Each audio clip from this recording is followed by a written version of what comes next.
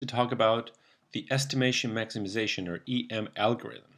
Okay, and I'm going to illustrate this with an example. Most of the content in this video was taken from the internet, so you can find the sources I think are cited whenever they were used, and you can go deeper into this by visiting those sources. Now, I'm going to illustrate this with an example. Let's say you have two cases, and each of these cases or conditions have a success or failure. So for example, you have two marketing campaigns in one city, and you have buyer's outcome or something, and then you want to determine whether that outcome came from campaign A or campaign B, right? And the outcome is whether campaign A succeeded, campaign B did not succeed. Let's say you have two treatments, two medical treatments, right? And you want to see the rate of recovery, right? So, with treatment A, a number of patients recovered. With treatment B, a different number of patients recovered, but you don't know that. You just see the patients that have recovered in different instances, right? So then you can, what you would like to see is, well, which patients were given, which of these recoveries is due to treatment A and which are due to treatment B, which sets. You want to see any other case where there's two treatment, two conditions, and conditions can be success or failure. This is better illustrated with, or traditionally illustrated with two coins. Say you have two coins, A and B, okay? One of these coins, say A for example, is more likely to give you to turn heads when you toss the coin. The other one's more likely to fall tails. Okay, so they're imbalanced coins, right? And the thing is, if I pick a coin at random and I toss it, which coin was it? How can I know? By, say, I toss one coin several times, and it gives me a certain percentage of heads and a certain percentage of tails. Can I know whether this was coin A or coin B, right? So this is similar again to saying, I have two marketing campaigns, and I pick one buyer, right? And he buys the product, doesn't buy the product, and then on 10 purchases, there's so many of those 10 purchases in which the customer buys the product, and a few others in which the customer doesn't. It's very similar to flipping a coin. In some instances, it falls on heads. In some instances, it falls on tails. So all these examples of two conditions or several conditions with success and failure outcomes are traditionally illustrated with coin tosses. So I'm going to do the same. Here's the problem. You have two coins. One's more likely than the other to turn up heads. I pick a coin, I toss it several times. Now, which coin did I pick? That's what you don't know. That's what you're trying to determine. Okay, so we're going to do, like I said, we're going to do this 5 times. We're going to try and do this 5 times. And this, most of the material in this tutorial was taken from Kong Do and Serafin Batzoglu. They have a tutorial online. Now, let's do this 5 times. We'll pick a coin randomly, we'll toss it 10 times, and we'll count how many heads and how many tails were in the 10 tosses. Then we'll get the average number of heads for each coin, okay? And we're going to do this 5 times, and that's going to be my evidence. This is the customer data that I see. This is the patient data that I see. So it goes like this, right? So I picked coin A, for example. I picked coin B, for example, and I toss it 10 times, and it fell head, tails, tails, tails, heads, heads, tails, heads, tails, heads, right? So 5 heads and 5 tails. I picked coin A and I tossed it 10 times and it gave me 9 heads and 1 tail. I picked coin A again. So randomly I was picking these coins. Now I know which coins I picked, right? So then what I do here is I count for A, right? For A I just count the number of heads divided by the number of heads and tails, and that gives me 0.8. For coin B, I do the same thing, and it gives me 0.45, right? So that is basically how I obtain the average number of heads that coin A and coin B can give me, right? So again, it's 24 heads and 6 tails. So to compute the rate of heads that coin A gives me is 24 divided by 24 plus 6. So it's the number of heads divided by the total number of heads and tails, and that gives me 80% of the tosses are gonna have 80% of the tosses are gonna fall on the head side. I did the same for coin B, and I can compute it. This is very easy. I know which coins I picked, so I can compute the average for each of these cases. So what if we're giving only the result of our coin tosses? So we're only given, say, the patient data, but we don't know which treatment each patient was exposed to. What if they give us the buyer's behavior, but they did say 5 buyers with different behaviors, but they didn't tell us which marketing strategy they were under, right?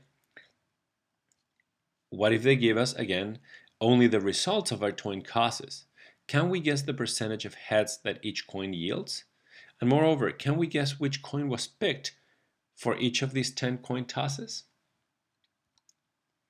One way to think about this is let's do this iterative process. Let's assign a random average to both coins. So let's assume, coin A has 60% heads and coin B has 55% heads, and that is completely random. I just made up those numbers. And then what we're going to do iteratively is for each of the 5 rounds of 10 coin tosses, we're going to check the percentage of heads.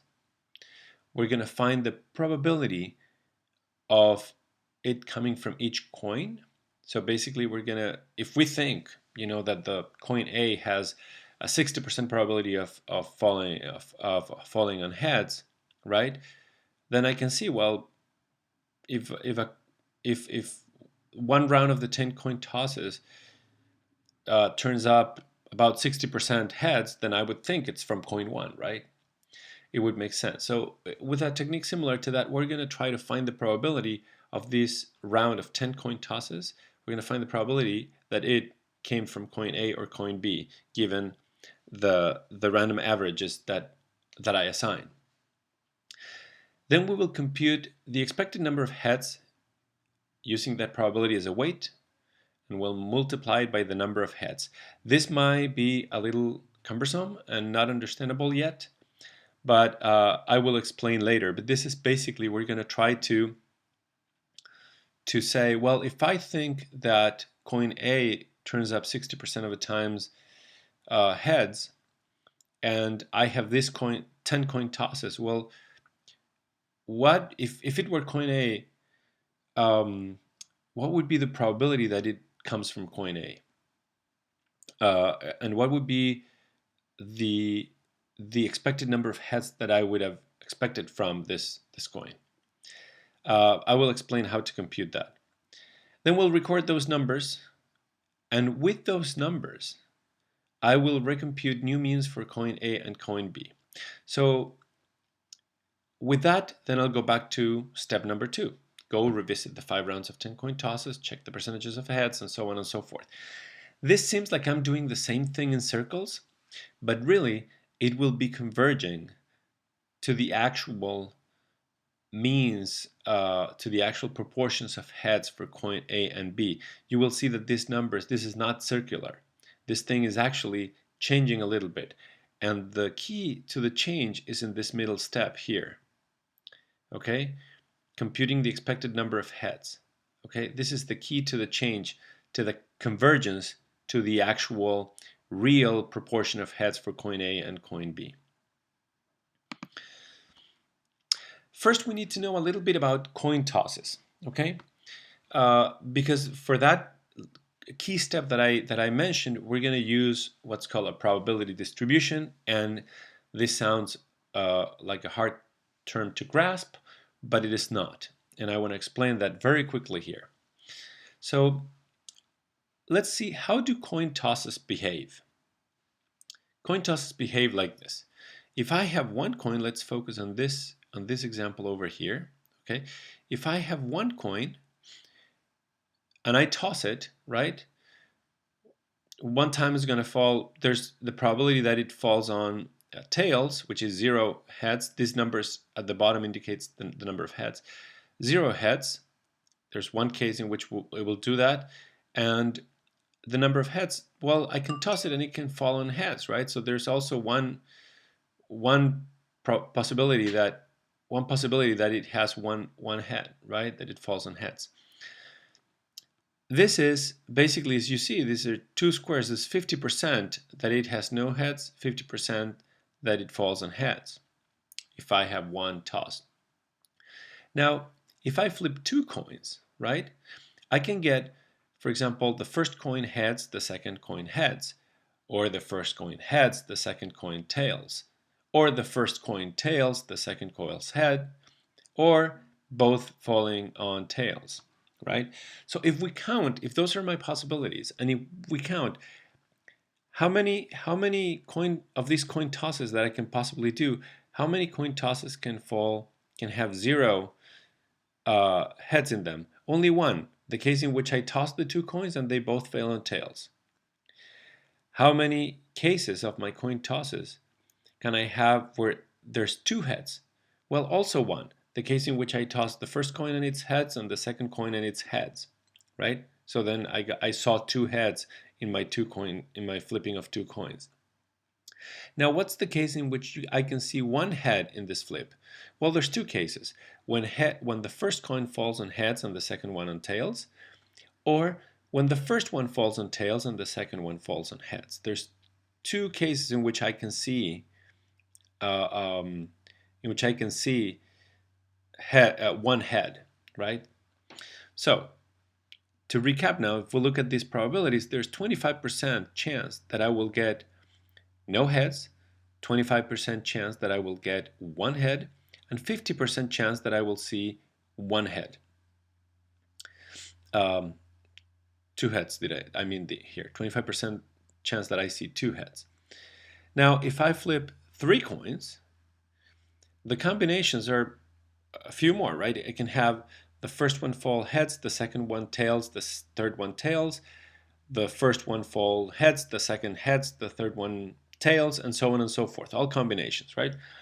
If I analyze these combinations, I can see that there's one chance in which I get no heads, which is where the 3 coins fall tails, and there's one chance in which I see 3 heads, in which all 3 coins fall heads.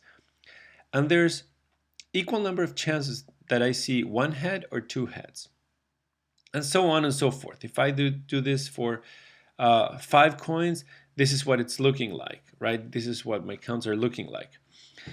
And you can see that this starts forming a curve, right? Like a bell-shaped curve here, right?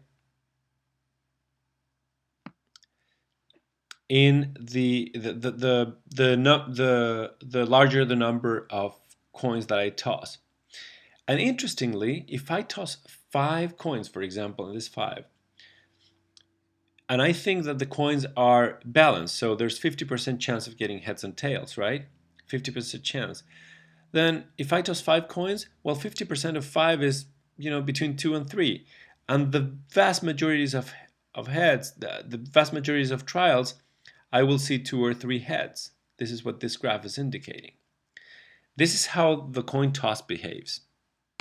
Now, this is called a binomial distribution. Okay, many cases with success or failure with a certain probability of success will look like this. Okay, so for example, if I toss 15 coins and the probability of heads is 0.5, so basically it's a fair coin, right? I will see 15. What's half of 15? It's about around 7 and 8, right? So I see the bulk of the heads between 7 and 8 heads. There are rare cases, few cases in which I see 12, 13 or 14 heads or 15. There are rare cases in which I see say between 4, 3, 2, 1, or no heads at all, right? So this is how the distribution behaves. Now, if the coin is not fair, excuse me, for example, the probability of heads is only 20%, so it always falls on tails. This curve is skewed. Okay, it's not the bell-shaped curve that you saw earlier, but it's skewed.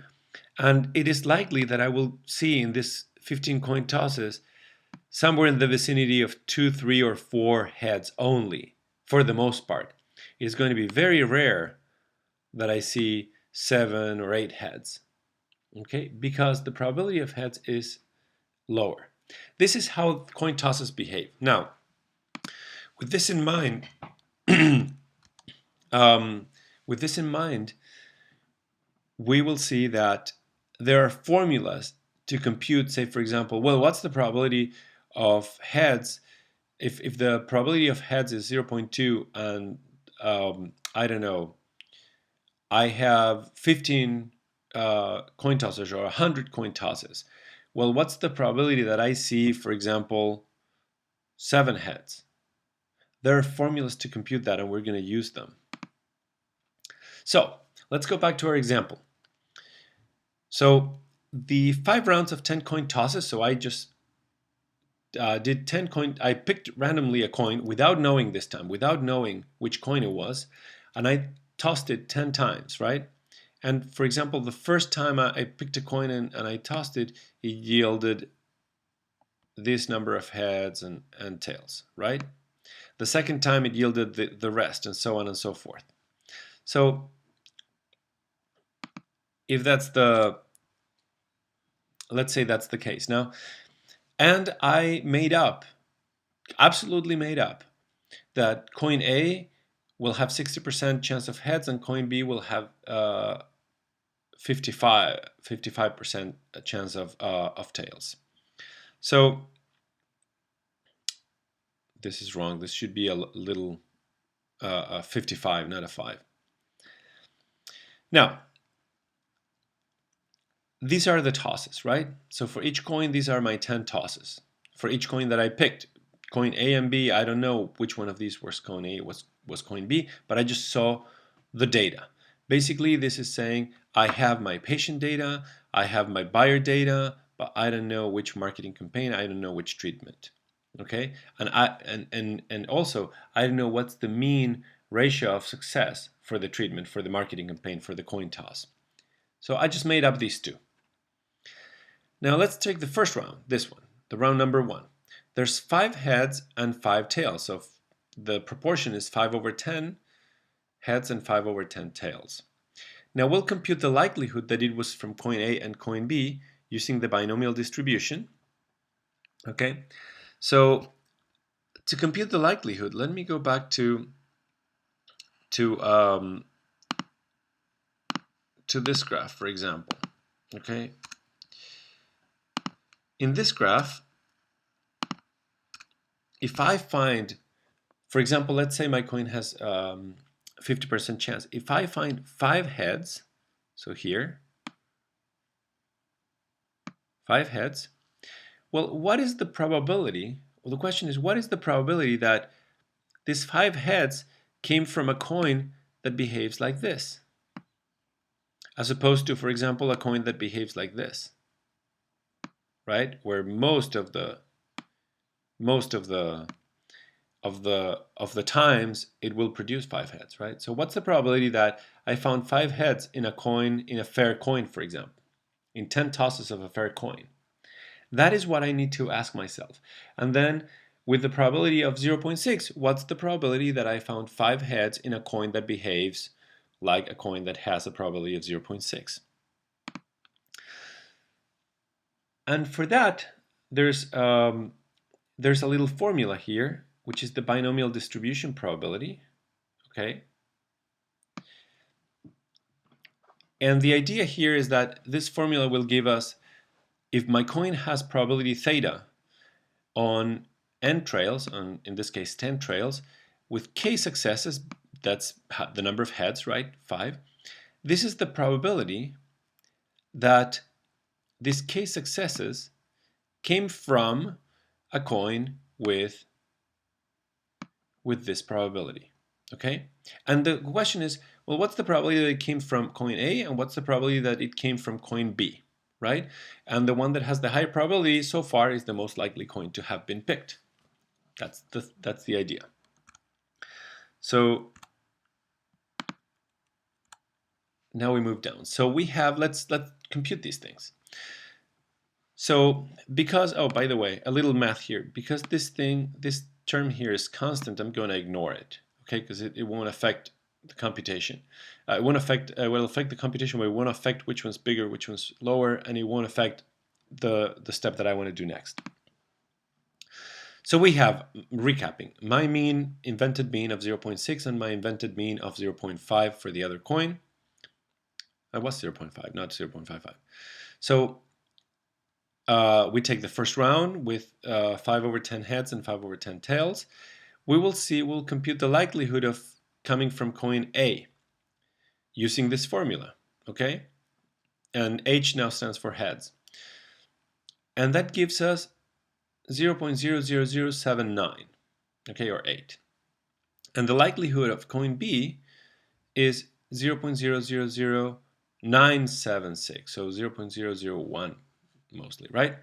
Now, right now we can say that it's more likely to have come from coin B, which is correct, right, than from coin A. But the thing is that we now, because we only have 2 coins, we need to convert this into probabilities. These likelihoods, we need to convert them into probabilities. So what we do is we add these 2 numbers, right? And then we divide this guy by the sum, and then we divide this guy by the sum. And we get 0.45 for A and 0.55 for B. This procedure is called normalization. Okay? Again, take the sum of these two, that's going to give you a number, and then divide this first number by that sum and this second number by that sum. If you divide the first number by that sum, you're going to get 0.45. If you divide the second number by the sum, you're going to get 0.55. Okay? And this is the probability that the first 10 coins came from A and that the first 10 coins came from B, given this means that I gave, right? And it makes sense. If it had 5 tails and B has 50% of success, well, it looks like it hit the mark for B, right? And not quite for A. This is what these probabilities are saying. So we're going to do this for all coin tosses, okay? We're going to do this for all of our trials, for all of our 5 trials. Now, let's recap. The probability that the first round came from coin A was 0.45. The probability that came from coin B was 0.55. Now, let's estimate the likely number of heads and tails from those different coins. So from coin A, the likely number of heads, or the estimated number of heads, is 0.45, which is, you know, the likelihood that it came from coin A, times the actual number of heads, right? That gives you 2.2 heads. So if this came from coin A, then I should have seen 2.2 heads. Now, and tails is 2.2 tails, because it's the same, basically it's the same computation. Now, if it came from coin B, then I multiply this proportion by 5 heads, which is what I saw, and that gives me 2.8 and 2.8 tails. I will tally these numbers, and I will do this for all 5 runs. And I will end up with something like this. These are my cases. Then for the first case, I got 0.45 times the likelihood that times my belief that it's from coin A, and 0.55 times my belief that it was from coin B. I got from coin A 2.2 heads and 2.2 tails, and I got from coin B 2.8 heads and 2.8 tails. Okay, I did this for all 5 tosses, and I got these numbers here. Then I add these numbers, the numbers of heads, I add the number of tails for each coin, and I get, for coin A, 21.3 heads and 8.6 tails. and here I get 11.7 heads and 8.4 tails. And what I will do is, with these numbers, I will compute the new theta, the new means for these coins. So for example, for the first coin, and I'm going to use this formula, the number of heads divided by the number of heads plus tails. So for example, for the first number there, for the first coin, for coin A, I will add 21.3 plus 8.6, and that's going to go in the lower bottom of the fraction, right? So, and that 21.3 and 8.6, that is basically 29.9. And the number of heads here, which is 21.3, I'm going to divide the number of heads by the number of tail, by the sum of heads and tails. I will do the same for coin B. And this will give me the new thetas for the coins. See, 21.3 divided by the sum 21.3 plus 8.6. So these numbers here come from these numbers here. Okay. I just want to point out, but I'm covering them. Okay. And that gives you 0.71. If you do the same for coin B, you get the new theta of 0.58. Now with these new thetas, this will be put in place of this, right? And this number will go in place of this one. You see how the thetas now are changing slightly. And then I'll go over the whole thing again. I will again compute the probability using the binomial formula, the probability that it came from these, that each of these runs came from coin A and coin B. I will compute the weights in absolute probability terms. I will register the number of heads, the expected number of heads and the expected number of tails for coin A and B, and I will compute a new mean, and so on and so forth. I will do this cycle many times until the computation of means don't change. At some point they settle, okay, or they start changing, you know, in the 5th decimal, which you don't really care too much, right? Well, long story short, these coins settle. These coins will settle with these means: 0.52 for coin B and 0.80 for coin A. So coin A is going to be pretty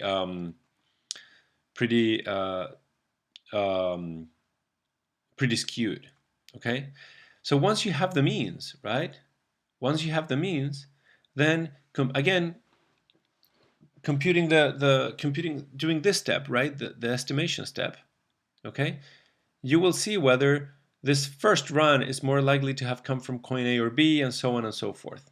Okay, and you can determine, using expectation maximization, you can determine whether the data that you see came from coin A or coin B, and what is the mean probability of success for the first condition and the second condition, or the first coin and the second coin.